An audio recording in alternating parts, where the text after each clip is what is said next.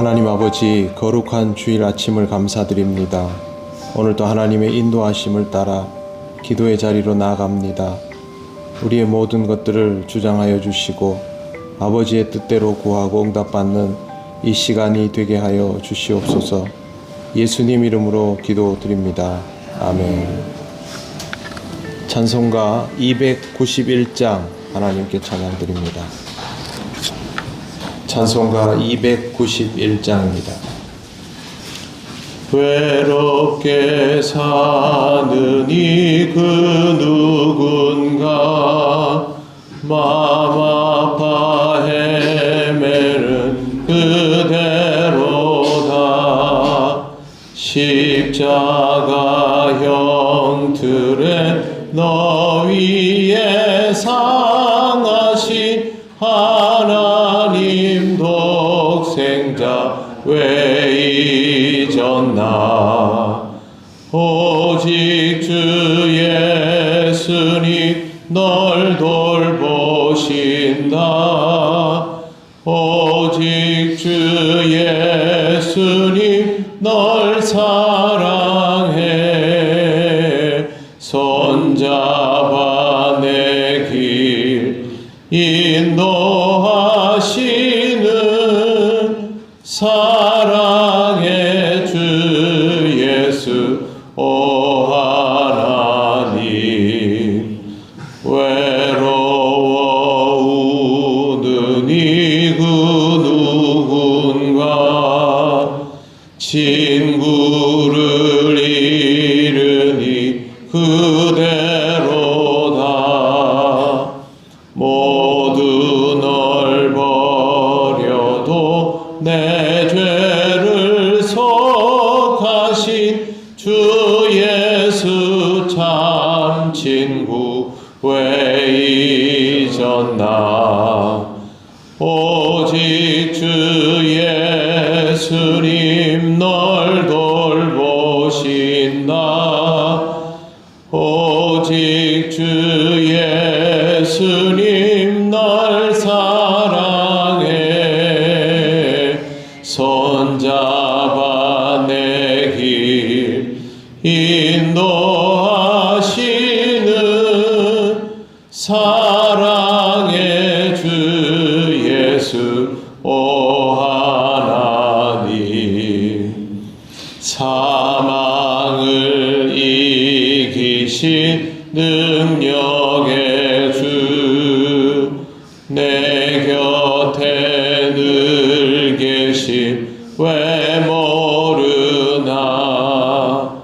주 말씀 따라서 사는 이 누구나 외롭지 않으며 즐거우리. 오직 주 예수님 널 돌보신다. 오직 주 예수님 널 사랑해. 손잡아 내 길 인도하시는 사랑의 주 예수 오 하나님. 아멘. 하나님 말씀 이사야 8장 5절에서 8절입니다. 구약 977쪽입니다. 이사야 8장 5절에서 8절 말씀 한 절씩 교독하겠습니다. 여호와께서 다시 내게 말씀하여 이르시되 이 백성이 천천히 너는 싫어함을 보이고 뜻과 만약에 나를 기뻐하느냐. 그러므로 주 내가 흉용하고 창이란 큰 하수 곧 아수르 왕과 그의 모든 위력으로 그들을 뒤덮을 것이라. 그 모든 골짜기에 차고 모든 언덕에 넘쳐 유다에 들어와서 가득하여 목에까지 미치리라. 임마누엘이여 그가 펴는 날개가 내 땅에 가득하리라 하셨느니라. 아멘. 여호와께서 다시 내게 말씀하여 이르시되, 이르며 말씀을 이어갑니다. 이 백성이 천천히 흐르는 실로아 물을 버리고 라고 되어 있습니다. 실로아 물은 예루살렘 성전 안에서 발원하여 기혼샘으로 천천히 흘러 내려가는 물입니다. 수량이 작지 않습니다. 크지 않습니다. 그냥 도랑 같은 그런 정도라고 보시면 됩니다. 그리고 유속도 아주 느린데, 예루살렘 성이 포위를 당하면 이 작은 물줄기가 예루살렘 성의 생명줄기가 됩니다. 다른 데서는 물을 땅속에서 따로 끌어와야 되지만, 이거는 그대로 산 위에서 흘러내려오는, 수량은 적지만 아주 절대적으로 필요한 그런 물이라고 할 수 있습니다. 근데 양이 적다 보니까 사람들이 항상 보면서 뭔가 부족하다, 답답하다, 느리게 흐른다라고 생각하는 것입니다. 하나님께서 이사야를 통하여 실로아 물을 말씀하시는 이유는 하나님의 은혜와 보호하심이 실로아의 물처럼 많은 양은 아니지만 천천히, 그러나 매우 소중하게 그들 가운데에 부어지고 있다라는 뜻입니다. 그런데 본문에 보면 백성이 실로아 물을 버렸다라고 되어 있습니다. 그들이 실로아 물처럼 잔잔히 흐르는 하나님의 섭리의 은혜를 신뢰하지 않았던 것입니다. 눈앞에 두 나라가 합세하여 침공하게 들어오는 상황인데, 거기에 대한 뭔가 확실한 외부적인 힘, 도움이 없이 이런 하나님의 은혜를 사모하며 기도하고 기다리라, 이런 것들은 별로 현실성 없다라고 받아들여 버린 것입니다. 그 다음에 6절 뒤에 보시면요, 실로아 물을 버리고 르신과 르말리아의 아들을 기뻐하느니라 라고 되어 있습니다. 이 구절을 보면 하나님의 그 잔잔한 은혜는 버리고 르신과 르말리아의 아들을 받아들이는 것으로 되어 있는데, 공동 번역에는 기뻐한다 라고 되어 있지 않고요, 다르게 표현이 되어 있습니다. 간담이 서늘하여졌다로 되어 있습니다. 이 구절이 굉장히 논란이 많은 구절입니다. 그래서 학자들 사이에서 논쟁이 심한데, 저는 7절과 8절을 보면서 기뻐하였다라는 해석이 맞다고 받아들였습니다. 왜 그러냐면, 그러므로 주 내가 흉용하고 창일한 큰 하수 곧 아수르 왕과 그의 모든 위력으로 그들을 뒤덮을 것이라. 아수르가 와서 이걸 다 정리한다는 말이기 때문에 6절에 있는 내용은 기뻐한다라고 해석하는 것이 맞다라고 봅니다. 그러면 유다가 배척했는데 북이스라엘과 아람을 왜 기뻐한다고 되어 있을까? 거기에 대해서는 이렇게 해석을 합니다. 유다의 일부는, 전체는 아니지만 유다의 일부는 아람과 이스라엘과 동맹을 맺어야 한다라는 세력도 있었던 것이죠. 그렇지 않은 아하스도 있었던 것이고요. 그런데 문제는 하나님께서 아수르를 들어서 아람과 이스라엘을 그냥 다 뒤덮어 버린 데 있습니다.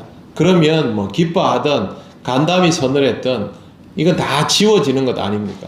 더 이상 쓸모가 없게 되는데, 그냥 아수르와 이스라엘만 뒤덮는 것이 아니라 8절에 보시면 흘러 유다에 들어와서 가득하여 목에까지 미치리라 라고 되어 있습니다. 물이 흘러 넘쳐서 목에까지 미치면 어떻게 되냐 하면요, 꼼짝도 못합니다. 물이 다리 정도까지만 오면 움직일 수 있지만 목에까지 차게 되면 일단 움직일 수 없게 되는 절체절명의 상황에 이르게 됩니다. 그때에 8절 마지막에 임마누엘이여 그가 펴는 날개가 내 땅에 가득하리라 하셨느니라. 목에까지 물이 차서 죽을 수밖에 없는 상황이 되어 있을 그때에 임마누엘, 하나님께서 함께 하시는 사건이 경험되므로 이 상황에서 구원을 받게 된다라는 말을 이사야가 전하고 있습니다. 세상에 있는 것들을 더 요긴하게 생각하고 하나님이 주시는 은혜를 밀어내어 버렸지만, 결국 이 백성이 구원을 받는 방법은 세상의 그 힘이 아니라 하나님의 은혜일 수밖에 없다. 그리고 하나님이 그렇게 임재하여 주시는 것을 경험하게 된다라는 내용이 오늘 성경 말씀에 있습니다. 절체절명의 상황에서 하나님이 우리와 함께 하신다라는 고백이 나올 만하게 된다면 확실하게 하나님에 대한 임재 경험을 하게 되는 것이죠. 유다와 이스라엘 같은 나라는 감당할 수도 없을 만큼 강한 나라가 세상을 뒤덮어도 마무리는 결국 하나님에 의하여 이루어집니다. 이것은 우리들의 삶에도 똑같습니다. 어떤 상황에도 우리가 주목해야 될 대상은 상황이나 아니면 거기에서 내가 도움을 받을 만한 그런 국가나 어떤 큰 힘이나 그런 것들이 아니라 하나님의 임재입니다. 하나님의 위로만이 우리를 그렇게 살려낼 수 있습니다. 하나님이 나와 함께 하시면 된다라는 것이 우리의 삶의 믿음의 바탕이어야만 이런 상황에서 다른 데 눈을 돌리지 않고 하나님을 바라볼 수 있습니다. 우리 삶에 있어서 모든 것들의 근원은 다른 게 있지 않지요. 결국에는 신앙의 문제이지요. 신앙이 있느냐 없느냐에 따라서 그 상황을 바라보는 안목 자체가 달라지지 않습니까? 그래서 이사야는 지금 이렇게 다른 것들을 쳐다보지 말고 잔잔히 흘러서 내게 직접적으로 큰 영향을 미치지 않을 것 같은 하나님의 은혜, 거기에 더 집중하라는 것을 일러주고 있는 것입니다. 여러분의 삶 속에 늘 잔잔히 흐르는 하나님의 은혜에 더욱 집중하시고 하나님의 임재를 통해서 여러분의 삶의 모든 문제들을 다시 바라보시고 하나님이 풀어가시는 것을 경험하는 은혜를 누리시기를 바랍니다. 기도드리겠습니다. 하나님 아버지, 은혜를 감사합니다.